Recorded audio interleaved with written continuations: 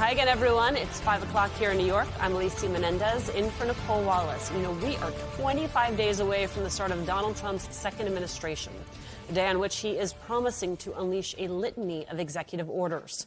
Throughout the campaign, he made a number of promises that Axios has tabulated. Here are some of the things he has promised to do on day one. End the war of Russian aggression against Ukraine, even though the Russians unleashed bombs on the Ukrainian people on Christmas Day.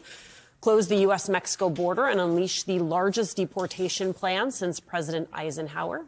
He promised to cut funding to public schools that teach, quote, critical race theory, even though that is, not an actual thing. He also promised to cut funding to schools that have vaccine mandates, which affects all 50 states because they require certain vaccinations for children to enter public schools, with some exceptions. He promised to increase drilling and fracking, even though U.S. oil production has neared a record high under President Biden. And one expert told Politico that a president's ability to affect oil and gas production in the near term is not zero, but it's pretty close. He promised to end inflation in its tracks and make life affordable again, a promise that, as you know well, he is already walking back. He told Time magazine that, quote, it's hard to bring prices down once they're up. It's very hard. He also promised to circumvent the Constitution and end birthright citizenship. You promised to end birthright citizenship on day one. Is that still your plan? Yeah, absolutely. The 14th Amendment, though, says that, quote, all persons born in the United States are citizens. Can you get around the 14th Amendment with an executive action? We're going to have to get a change. We'll maybe have to go back to the people, but we have to end it. And that, friends, that litany, it is just a small sample of the promises he made. And I'm setting aside the pardons for the people who attacked the Capitol on January 6th, the Trump tariff taxes, his deregulatory boom. Let's be realistic. Trump, not a man who's about the details. But the folks over at the Heritage Foundation, the ones who penned Project 2025, well, they are.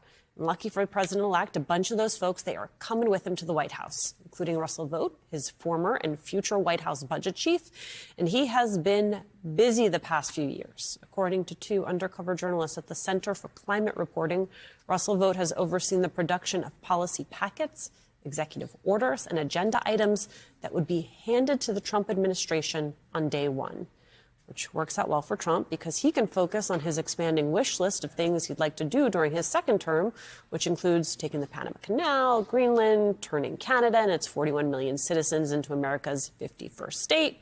Denmark, a NATO ally of the United States, just announced a major new military ramp-up for Greenland, and you got to wonder why.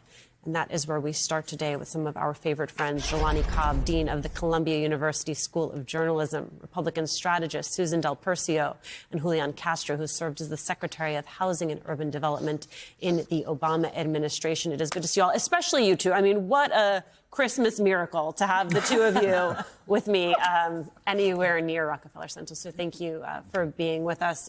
Those are a lot of promises. I feel like the first thing I learned in parenthood was never to promise because everyone remembers the promises. Exactly. Unfortunately, parenthood and presidencies, especially with this president, may not be the same. Because there are lots of things that he promised in his first term, and people didn't really hold him accountable for that, and at least not among his core constituencies. And then there's the other version of it: when people plan, God laughs. That applies to presidencies too. There's a whole list of things that you may plan to do, but it generally is the case that you are doing those things in concert with world events, the wildly unpredictable sprawl of world affairs, and that you spend at least as much time reacting as you do being proactive. And so this may be a wish list, but it can't actually be taken as a one-to-one correlation between what will happen in this administration. Right. That's a good point, because Susan Del Percio, some of those things can be done through executive action. You can come in on day one, you can issue a bunch of executive orders, but even some of those things require funding, which then requires Congress. So when you talk about mass deportations, he can't really do that on his own. He needs a funding mechanism that goes through Congress, which means he's going to need Republican senators who may be up for re-election to decide that they want to spend billions, maybe trillions of American tax dollars on a mass deportation that I would wager is not actually that popular once it's in effect. I don't think it'll get in effect. To carry on that point, of the wish list and how, politicians, whether you're running for governor or president or anything in between, they always say on day one, and I always chuckle to myself because day You're going to figure out where the bathroom is on day that's one. a nice day one. Right. But the thing with Trump is he doesn't have to get the job done. He just needs enough. So, for example, if he starts deporting 1,000 criminals, for example, that's enough of a fig leaf for Trump to say, I've started my mass deportation. Now, it may be 1,000 people in the next 6 months, but he will use that as job done. He only needs a little bit of the job to be done, so he can get something in motion. Now, on prices, it's really interesting because I think someone finally told Donald Trump that inflation and prices have nothing to do with one another. When one goes down, the inflation comes down, the prices that raise stay there.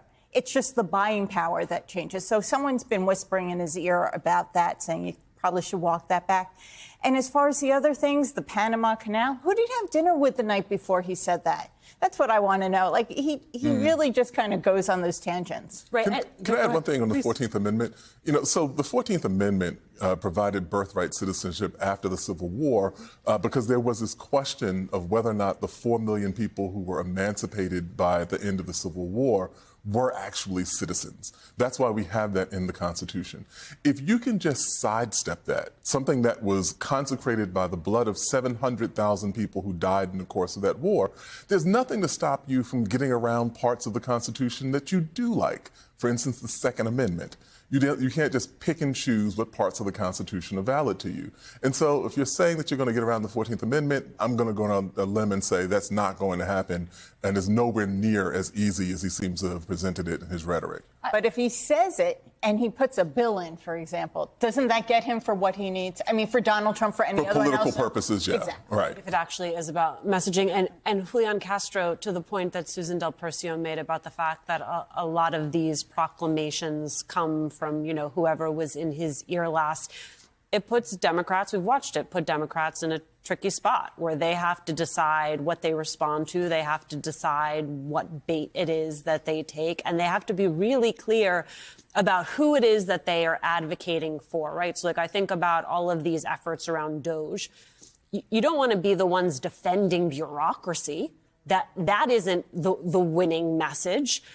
You want to be the ones defending, the services that government provides, the way in which American lives benefit from the U.S. government. But you see, once again, the tricky dance that Democrats find themselves in. Well, it really is, Alicia. And look, I mean, one thing is clear, or two things are clear in my mind. First of all, that Trump knows what he's doing more now as he enters his second term than he did 8 years ago when he was preparing to enter his first term. And secondly, he is going to do everything that he can to repeal the administrative progress that the Biden administration has made on a whole range of issues, whether it's pro-environment, improving our immigration system, making it more fair, humane, protecting people with disabilities, you name it, along a series of different issues. On day one, they are going to immediately, I think, try and roll back what the Biden administration has done where they can. How far they'll get with that, whether they'll trip up over some, policies or laws that they have to follow that they don't end up following that'll bite them back in court, we'll see. But they will try it. It is going to be important for Democrats, though, to have a strategy on messaging and on which pitches they're going to swing at. And I think you see really the Trump crowd giving Democrats a gift because Elon Musk and these other billionaires are so at the forefront of shaping what looks like is going to be their policy approach and the politics of it. This is going to be a pro-billionaire, billionaires first agenda. And Democrats have an opportunity when the ACA subsidies come up, when the Trump tax scheme renewal comes up, to push that. I think that's going to resonate with the American people. And if they stick with that messaging, I think that's going to be good for Democrats. It's funny. I noticed that the messaging that Julian just referenced during this last fight over funding the government, where you had Minority Leader Jeffries saying that Democrats stood up to the, quote, billionaire boys club. So that has certainly been a part of it. There's that piece of it. There's also the piece of it that's the Russell Votes of the world, right? That are the people who the first time around perhaps did not understand how they could fully leverage government resources in service of the policies they wanted. But one, they had time in government. Then they had time in between the Trump administration 1.0 and the Biden administration, now the Trump 2.0, in which to prepare and learn. And so they are coming in armed and ready in a way that they were not the first time around. And that makes it fundamentally different. That's absolutely true. And, you know, that was one of the lines that you heard during the campaign, first in the Biden campaign, then in the Harris campaign, where they were saying that these are people who have adapted and learned new skills over the course. Even when you look at, you know, the fact that Trump won in 2016, he looked intimidated by that. You know, he looked frightened out of his mind, you know, on the verge of the presidency. Now, not so much. And so, contrary to the risk of contradicting myself, the other side of this is that they are likely to be more efficient, likely to be more effective.